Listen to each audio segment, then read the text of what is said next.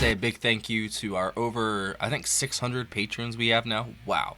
Thank you so much, guys, for all the support. It seriously means a lot to me. It keeps this channel going, and I really couldn't do this without y'all, seriously. And if you wanted to get a video just like you're about to see here, join the $30 tier up. You get 1 to 2 free requests a month, depending on what the length is. All the rules are there once you join Patreon for the request thread and such, if you want to go look it up. And there's also a PayPal as well if you want to send a tip or request in that way. It is all much appreciated, seriously. You guys literally make this happen. Thank you. Welcome to Lee Reacts FM, your reaction radio requisite.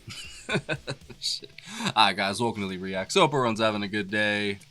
I know I am. It's Jimmy, or I guess I could call it Hendrix Thursday, whatever. It doesn't matter. It's our Hendrix video of the week, and we're going back to Axis Bold as Love. We're going to be doing actually the single that was released for it, I guess, in the US and the UK. I don't know exactly. We're actually doing 3 tracks. But the single was Up From the Skies and One Rainy Wish, which we're doing those 2. But we're also doing Spanish Castle Magic in between the 2. These are basically the tracks that aren't blocked from the album that I haven't done, if you want, like, you know, full transparency. I was going to throw in a track from Are You Experienced too, but I didn't want to just like do too many and risk it. I was gonna do Voodoo, or not Voodoo, it's Highway Child, I think that's what it was. But I didn't want to throw too much at y'all. I think 3 from this album is good enough because we haven't visited this album in a while, to be honest. We've done Bold as Love, we've done If 6 Was 9, Little Wing, EXP, but you know, there's some other ones we probably should do too. You know, I love Jimi. I'm probably going to end up doing all of his material that's not blocked. And even if it is blocked, I might run the risk and just do it eventually too, because I really like this dude's music, and I like sharing it with you guys because I feel like it brings out the best in me. I'm not going to lie. Him and like a handful of others, they really, you know, make me up my game, because some of the music we listen to on here, it doesn't, I don't know, it doesn't make me do that. You know, Jimi Hendrix challenges me to be better, and I appreciate that. So don't forget to leave a like and a comment if you don't mind. Watch it all the way to the end, and I'll link my Hendrix playlist up there if you want to go listen to some other stuff. All right, so up first is Up From the Skies by Jimi Hendrix. 3, 2, 1, go. I just wanna talk to you. I wanna do you no harm. I just wanna know about your different lives. I heard say people fall. I heard some you got your families living in cages, tall and cold. Some just stay there and dust away past the age of old. Is this true? Please let me talk to you. I just wanna know about the rooms behind your minds. Do I see a vacuum there, or am I growing blind? Or is it just a remains for vibrations that was long ago? Things like love the world and let your fancy flow. Is this true? Please let me talk to you. Let me talk to you. I have lived here before, the days of ice. And of course this is why I'm so Bitch is so creative, bro. And I come back to find the stars displaced, and the smell of a world that is burned. A smell of the world that is burned. Yeah, well, maybe it's just a change of climate. It's so trippy. I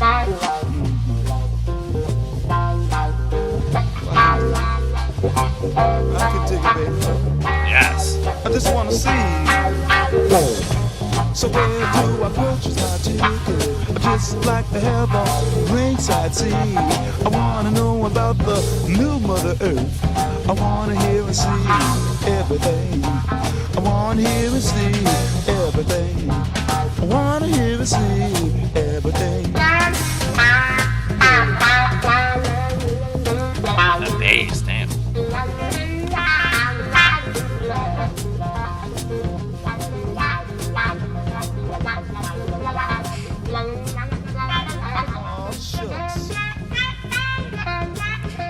Daddy can see me now. Oh, shucks. I'll never forget that. That's hilarious. It said, oh, shucks. I love him so much, bro. Alright, so this is Spanish Castle Magic.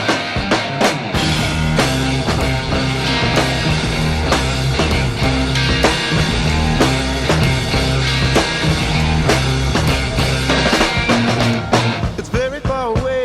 It takes about half a day to get there. If we travel by dragonfly. No, it's not in Spain, but all the same, you know it's a good name, and the wind's just right. Hey! Hang on, my darling. Hang on if you wanna go.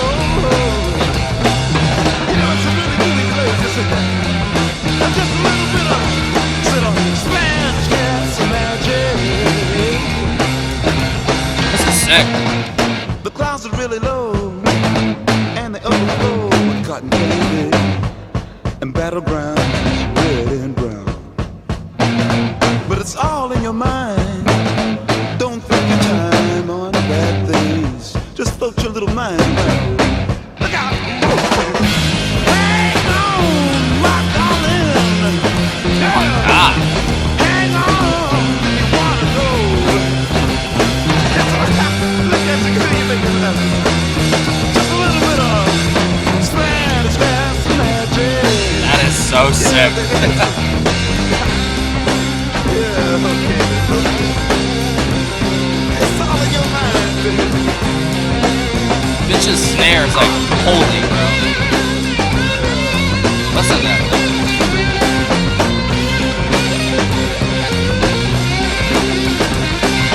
This is 1967.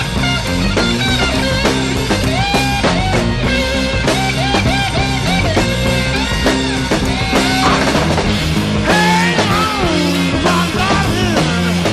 Hey, hang on if you wanna go. This is heavy as fuck.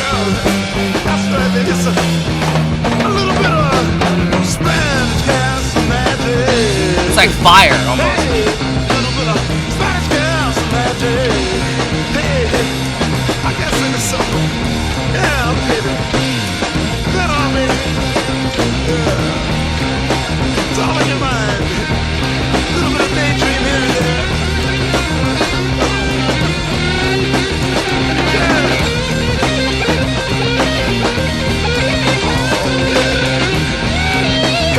Oh my god, bro. Oh, relax.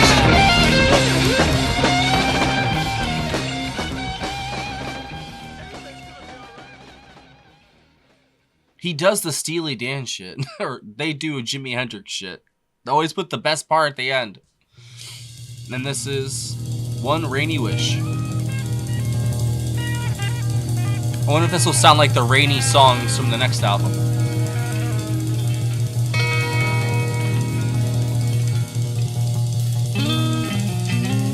The cymbals already sound like rain.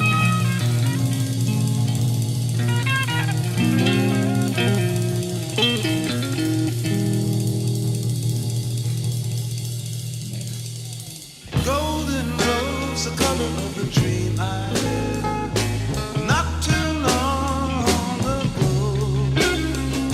The misty blue and the lilac blue, but never to grow old.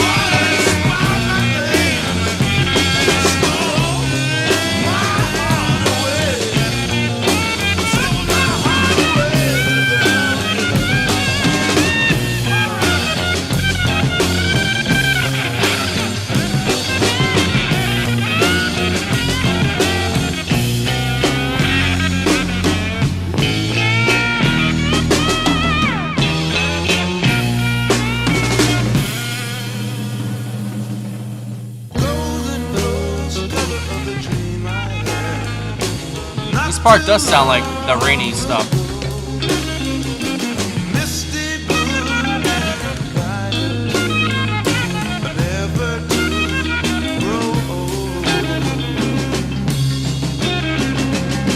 That's sad.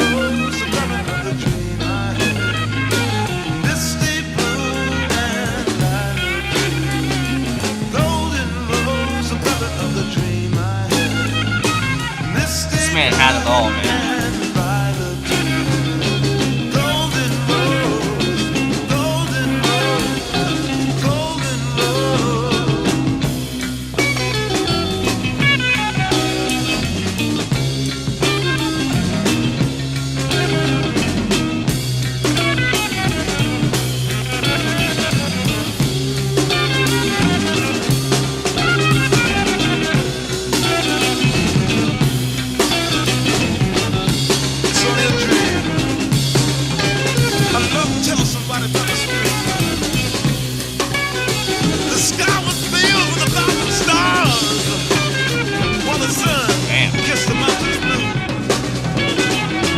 I love the hippie lyrics, man. They're so trippy.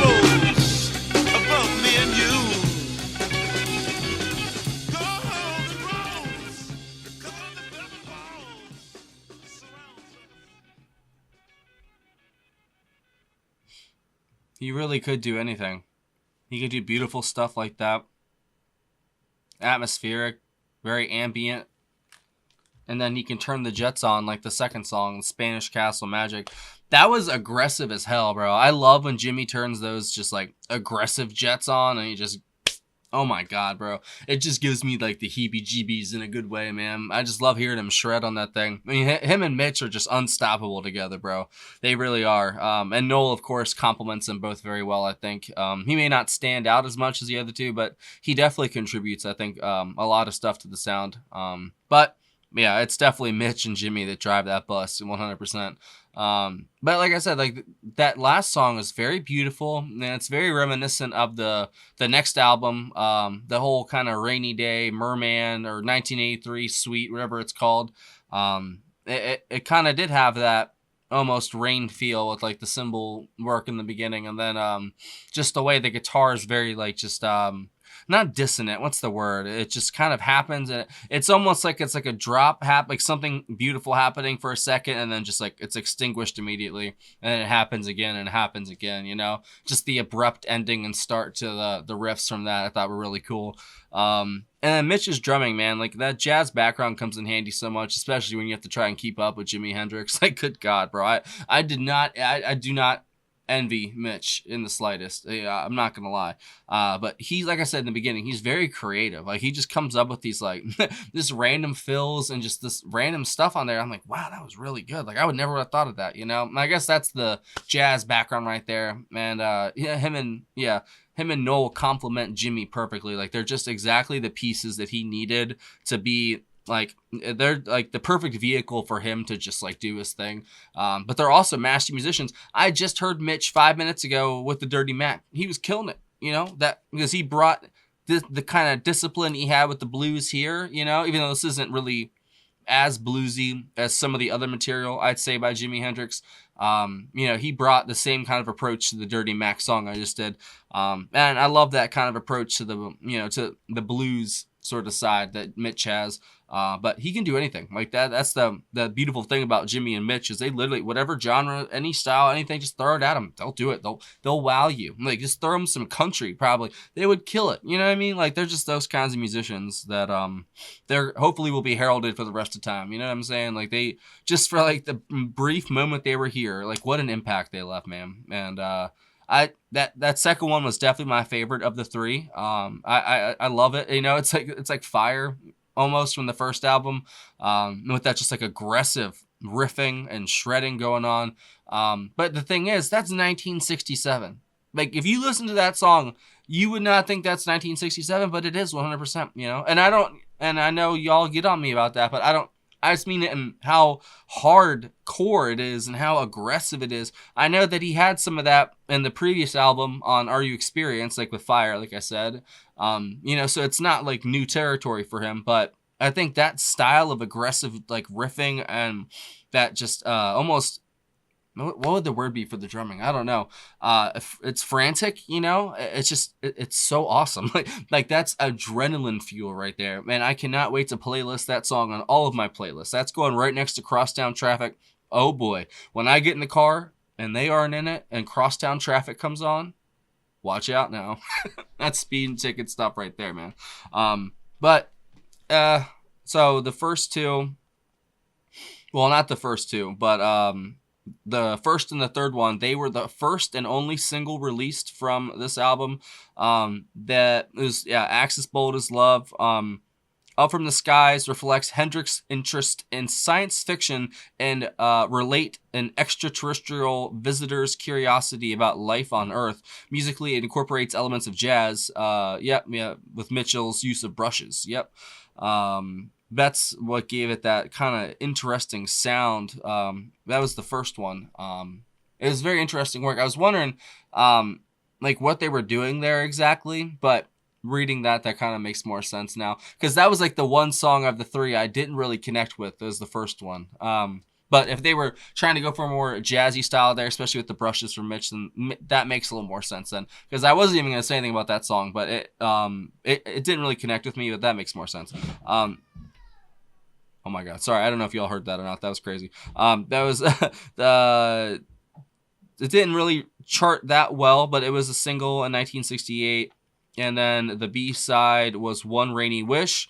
The song was written by Jimi Hendrix based on a dream that he had in which the sky was filled with 1,000 stars and 11 moons played across the rainbows, according to the song's lyrics. Shortly after the release of Axis Bold as Love, One Rainy Wish was featured as the B-side to Up From the Skies.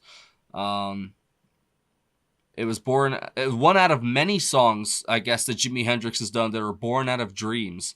He knows, man. He was connected to some higher stuff, bro. You guys know I talk about that. And it's the ones that are not around for that long that make that gigantic impact. Those are the ones you have to look for. He was a visitor from somewhere else, bro.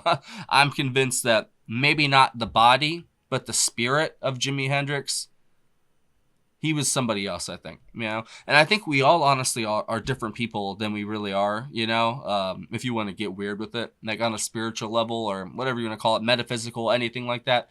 I read this thing about how they're starting to work on organic tissue and stuff like that to hold information and stuff like that. It's kind of creepy. You should look it up. But they're basically sentient almost in a way. Like they know how to play Pong. It's just like human stem cell sort of stuff, and it grows brain tissue, and they store computations. You can rent these servers out. Like you can rent them out right now. You can look it up. You can rent the servers out for whatever use, I guess Bitcoin mining, or just there's a simulation with a butterfly. It's really creepy. The rabbit hole is very deep with it, but it's not artificial intelligence exactly. It's organic intelligence just stimulated by artificial intelligence. Now, the whole point of that to say is, what if that's happening to us right now? You know, and I'm not a whole simulation theory guy. I'm too hip about it. I know. I see all the inconsistencies and crap too sometimes, but I don't think it's that. But I do think that there is something going on here, and I think Jimi Hendrix was tapped into it, man, because he made such an impact in such a short amount of time and spoke so much truth, like universal, like sacred geometry and lyrical form sort of stuff like I talk about. That's what he has, especially in that third song. The way just the way he describes things, the whole dream sequence sort of thing. Our dreams mean way more than we think. People like to write it off as, oh, it's just our brains doing this or that. No. Some of it may be, but there are some that are very, very important. Like they really are. And you know the difference because it's not really a dream. I'm just saying. I don't know for sure though. It's just my bullshit crock pot. Is that what it'd say? I'm a crackpot, not a crockpot. But it's okay. Either or is fine with me. But seriously though, I think Jimmy was tapped into some deep stuff, man, and it comes through in his playing, obviously. But the lyrical content, his vocal ability, it's astounding how much talent was in one man. Seriously. He had his ancestors or something with him, man. Like he really did. And they got the wrong Indian for the cover, but Nice try, I guess. But if you guys have any other recommendations by Jimi Hendrix you think I'd like, leave it down below. I'll definitely check it out. If it's something from the first album or something from this album I haven't done yet, I'm down for whatever. Or live performances. You know, I've been kind of stuck on the live stuff. Well, we did Electric Ladyland, but other than that, I've been doing live stuff mostly. I kind of wanted to come back, circle back, and do this one because I'd only done a few tracks from it, and it's fantastic. It sounds different production-wise compared to the rest of the albums, but I do like it, though. It's kind of, I don't know, not washed out. It's more of like, the second song wasn't, but like they're almost going for a more atmospheric approach than the more technical and precise first one, even though it was very trippy and psychedelic. This one's trippy and psychedelic too, but it's more of the ambient side of it, I think, and I really like that. So what'd you guys think? If that was your first time hearing it, what was your favorite song out of those three? Let me know down below why. I'll see y'all later.